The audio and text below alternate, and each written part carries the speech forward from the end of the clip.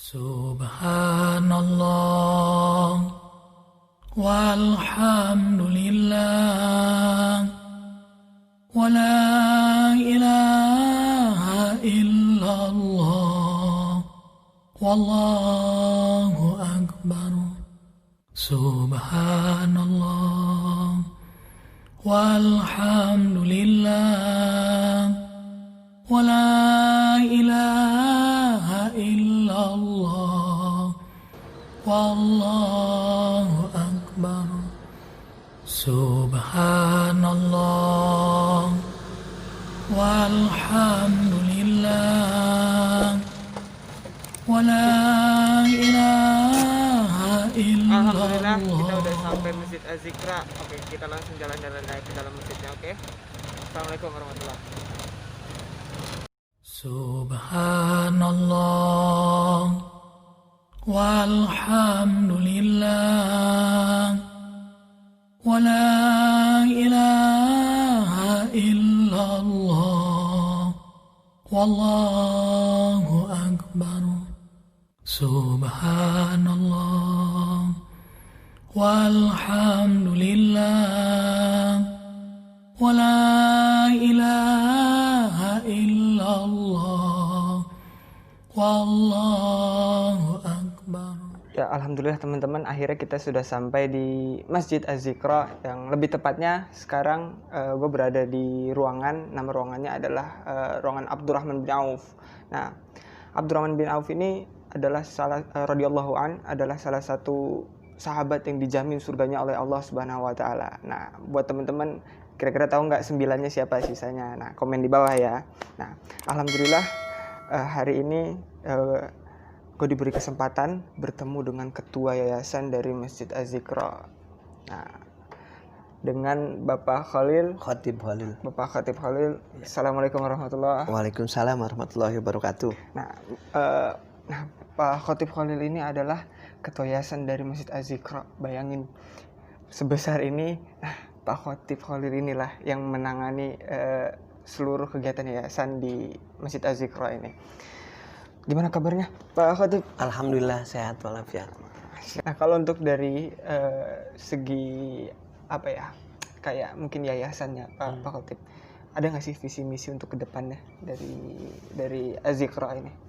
Ya, beliau pertama misi beliau ya, misi beliau itu yaitu ingin menjadikan lembaga dakwah yang berbasis pesantren. Ya, dan ya berbasis pesantren sehingga didikannya nanti betul-betul seorang pemuda atau seorang jamaah yang memang betul-betul kuat dalam bidang agama, agamis, toleran, tapi tegas di dalam tindakan. Ya, kalau itu misinya ya. Kalau visinya yaitu menjadikan memang lembaga dakwah yang memang mumpuni di Indonesia yang berdasarkan Quran hadis. Di samping itu juga beliau menginginkan bahwa pemuda-pemuda yang nanti lahir pemuda yang tangguh, ya kan, agamis, ya, tangguh, dan ya sebagaimana beliau contohkan, ya bagaimana mempunyai pribadi yang berzikir, ya sebagaimana nanti diinikan bahwa Allah menjadi tujuannya, Rasul teladannya, dunia baginya majelis zikir, bicaranya dakwah, diamnya zikir, napasnya tasbih, matanya rahmat, telinganya terjaga, pikirannya baik sangka, hatinya doa, tangannya sedekah, kakinya jihad, kekuatannya silaturahim, kerinduannya syariat Allah, cita-citanya syuhada, kesibukannya asik memperbaiki diri. Itu pribadi berzikir yang beliau ini kan ya. Ya, itu dan tujuannya mendidik para pemuda menjadi pemuda yang tangguh, ya, yang berjiwa Islami, Qurani, dan modern. Itu kira-kira.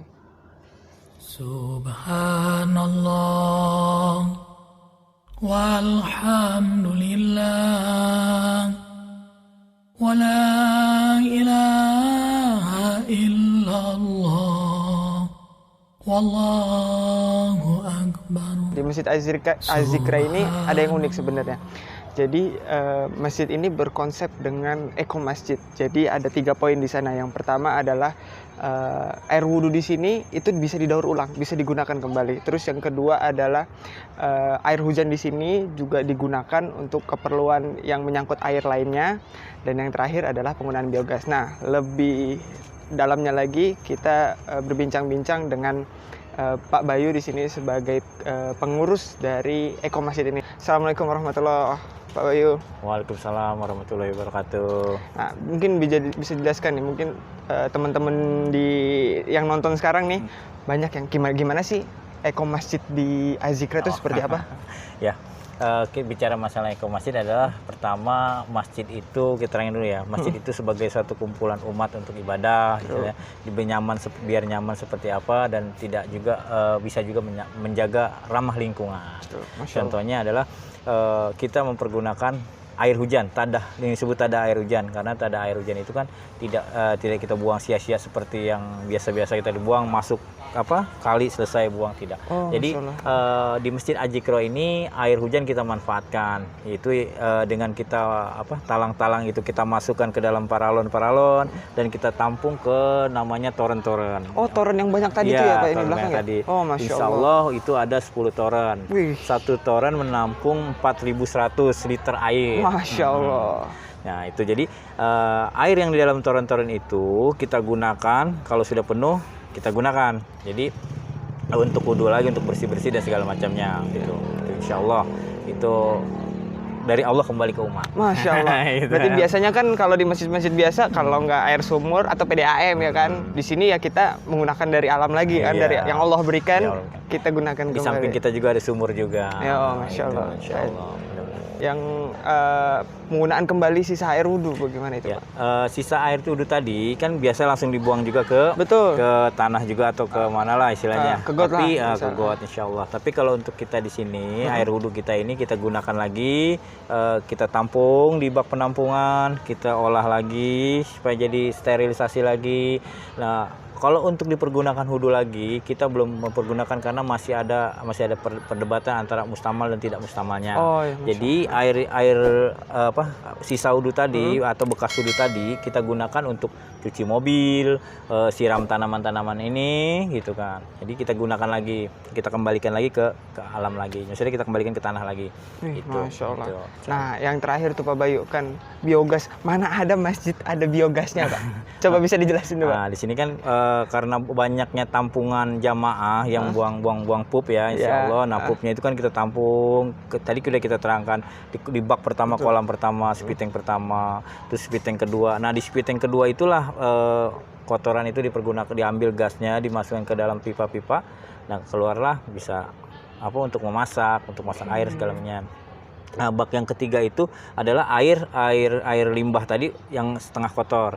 Nah, masuk lagi ke bak keempat. Nah, itu udah air kotor, ada air bersih. Itu bisa digunakan juga untuk itu tadi, untuk bersih siram-siram tanaman juga. Oke, itu teman-teman perbincangan gue dengan Pak Bayu. Atau mungkin Pak Bayu ada masukan buat teman-teman yang masih muda nih, kaula-kaula muda di seluruh Indonesia mungkin. Insya Allah untuk pemuda-pemuda kan Allah lebih mencintai pemuda yang kuat, yang gagah, tapi juga Allah mencintai pemuda yang peduli akan lingkungan itu sendiri. Terutama masjid itu. Tempat ibadah kita, generasi kita yang berawal dari masjid kembali ke masjid, insya Allah.